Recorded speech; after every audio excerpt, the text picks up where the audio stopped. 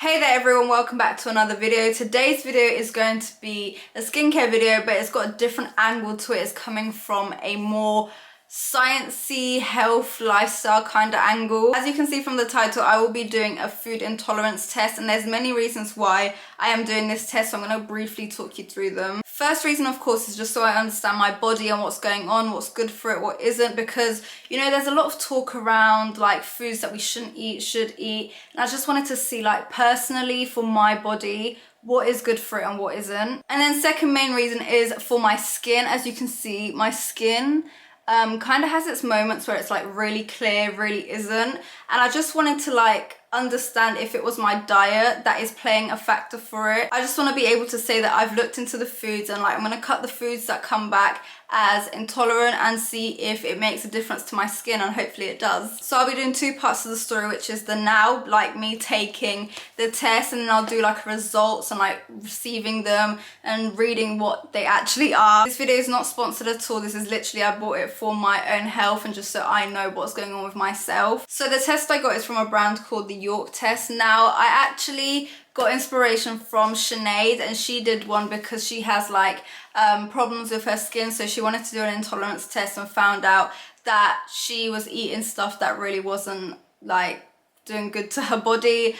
So I thought that was a really cool idea, so I wanted to do one, which is why I bought it. Which is why I bought it from this brand, and it seemed very easy, very convenient during these times as well. I don't want to be traveling. They send it to you at home and then you just kind of prick it and then send it off, and then they send you the results back. It actually arrived very quickly. I think I ordered it like yesterday or the day before yesterday, and it already came, and it's like the morning as well, so it's very quick. And I'm just going to open it up and see what has inside. It's very teeny tiny actually. Oh, this makes me nervous. You have your test tube to put the sample in, and then you actually need to register it, obviously, so they know whose it is. So I need to go online. Then the kit has all these things in it, like the wipes and stuff that I have to do to myself. I'm not going to show this on camera because it can be a lot for a lot of people, but I'm just going to do it. So now that is done, now actually on to doing the test. It says twist off the... Oh, actually... Drink a glass of water 30 minutes before, wash your hands, swing your arm in a circular motion, and then remove the wand, wipe, and then plaster. Seems pretty straightforward. Yeah, I've done this kind of stuff before, so I'm not like scared or anything. So yeah, I'm just gonna do it very quickly off camera. Wow. So it's a brand new day, and I just received an email saying that my results are available to be seen. So I'm gonna check them live on camera. I'm really scared that it's gonna be something really major, really drastic, and I have to like change my whole life. Okay, so basically what it says, it gives you 3 categories. Let me explain briefly how it's like structured. 3 categories. There's the red bit, the orange bit, the green bit. The red bit is the stuff that you should absolutely remove from your diet. It's not like doing any good in your body, and it's like giving off like side effects like bloating, acne, just like stuff like that. And your body just really does not handle it very well at all. So I have 3 in the red zone, and then there's the orange zone, which is you could benefit from removing this from your diet, but it's not like, it's like 50-50. You could or you couldn't. It really doesn't, it just depends on the person. And I have like 10 things in that area, and then everything else is green. And they test 200 foods to see how your body reacts. They take your blood, as I did, you prick your finger, and then you send it off to the lab, and it's pretty quick and easy. I think in total this whole process took around 4 or 5 days from me actually ordering it online and me receiving my results. It was very, very, very quick. So, I mean, I'm super impressed because I didn't expect it to be this quick. So yeah, let me actually tell you what. So in the high reactivity bit, which is the high red bit, it ranges from 20 to 100 depending on like the reactivity. And the first one I have is cow's milk, which is 100%, which means that I'm basically lactose intolerant, or I should absolutely, like, every time I eat something with cow's milk, my body just reacts very badly.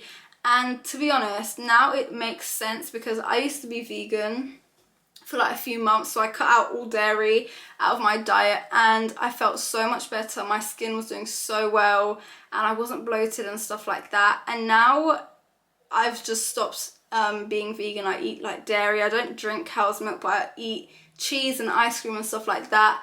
And my skin, as you can see, it's going through it again. Like, there was a period last year when my skin was super clear, and if you follow me on Instagram, you probably remember this stage. It was like really good time for my skin, and now it just makes sense. And I'm always bloated, my joints hurt. I've had knee problems like all my life. Like, I don't know whether it's arthritis, they're still trying to figure it out, but yeah, now it all makes sense because I'm constantly eating this and my body is just always saying no. It's always on like, wah, wah. It's literally always doing that inside, so it's never like ever calm. So I'm definitely going to remove that from my diet, that's without question. And then the second thing is wheat, and wheat is 41, so it's like halfway down, but it's still reactive because it's in red. So wheat, that's a big one. That is, I didn't expect this one, but yeah, that's actually crazy. Wheat is in everything. And then the third one is gluten, which is 27, but again, it's still in the red, so it's very reactive.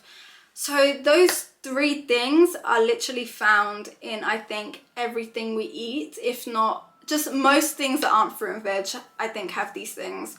So I literally have to do a 360 with my diet to remove them. Let's move on into the orange category, which is borderline, so it's like 50-50. So in this category, I have tomato, egg whites, almonds, arugula, egg yolk, millet, I don't know what that is, vanilla, flax, and pear. Now, again, majority of these things I eat all the time. I eat egg all the time.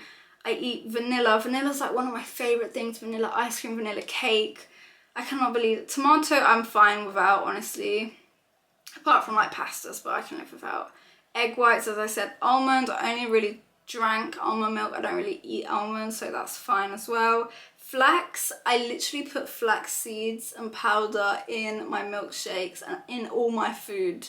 Like, I have this powder that is like multivitamins type of powder, and you put it in all your food like every time you eat, and I put that in everything. So that is my body constantly again eating it and it reacting very, very badly because it doesn't work with it. So it's like crazy to me that it, like, everything I'm eating is actually not doing good to my body. And then yeah, everything else, out of all the other 200 foods they tested, everything was fine. I was really scared that fish was going to be on there because I eat fish a lot, and yeah, I'm so glad that it wasn't anything like that. But I think, to be honest, I hit the most like common food like ever: wheat, gluten, and milk.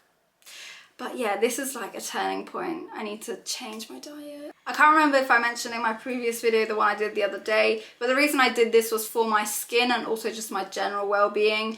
And now I'm hopefully on the right track to feeding my body what it wants and, you know, treating it how it wants to be treated.